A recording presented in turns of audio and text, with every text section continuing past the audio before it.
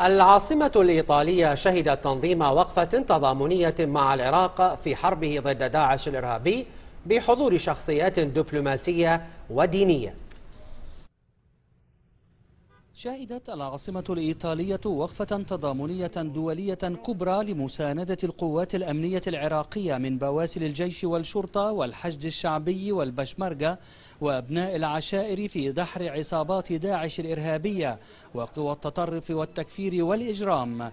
وقفة انتظمت في ساحة سان جوفاني بمشاركة المئات من العراقيين والعرب والإيطاليين والأجانب، وخطب فيهم بالمناسبة سعادة سفير العراق لدى الفاتيكان حبيب الصدر.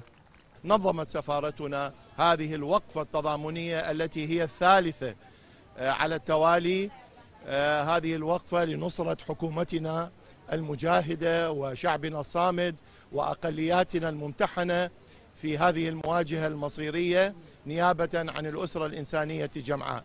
المشاركون عبروا بالأفعال والأقوال من أصدقائنا الإيطاليين ومن أبرشية روما ومن منظمات المجتمع المدني الإيطالية، عبروا عن تضامنهم وعن مساندتهم للعراق. لم نعد نحتمل هذا التناقض بين العمل والقول، بين الإيمان والأفعال، فإن ديننا السماوي مسيحيين ومسلمين يأمرنا بالرحمة والتراحم، يأمرنا بالتلاقي، يأمرنا بالعلاقات الإيجابية. الوقفة أكدت على أهمية مؤازرة الأسرة الدولية للعراق على خط المواجهة الأول ضد الإرهاب، ليس فقط زودا عن الشعب العراقي بل أيضا دفاعا عن المجتمع الدولي قاطبة، لأن مخاطر الإرهاب تعبر الحدود كالوباء إلى كل أرجاء المنطقة والعالم حال عدم التعاون في دحره. وطالبت الوقفة التضامنية بدعم أكبر من التحالف الدولي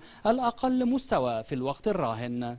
هذا الإرهاب الأعمى وهذا الجهل الأعمى الذي يضرب العالم لن يكون فقط ضد العراقيين كما كنا نقول من 4 و5 سنين، ولن يكون فقط في العراق وسوريا كما نقول الآن وفي ليبيا وفي بعض الدول الأخرى، بل سيضرب الجميع، لأن هذا الجهل وهذا الحقد الأعمى وهذا القتل باسم الدين لا يمكن السكوت عليها.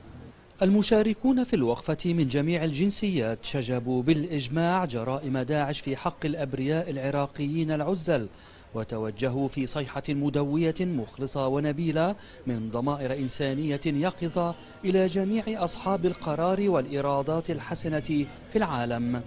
صيحة تدعو بلا إبطاء إلى الوقوف مع شعب العراق الصامد وحكومته المجاهدة من أجل الخلاص السريع والناجز من كابوس الإرهاب وآثاره الكارثية، وأيضا إعادة العوائل المهجرة إلى ديارها إنهاء لمعاناتها وعذابها.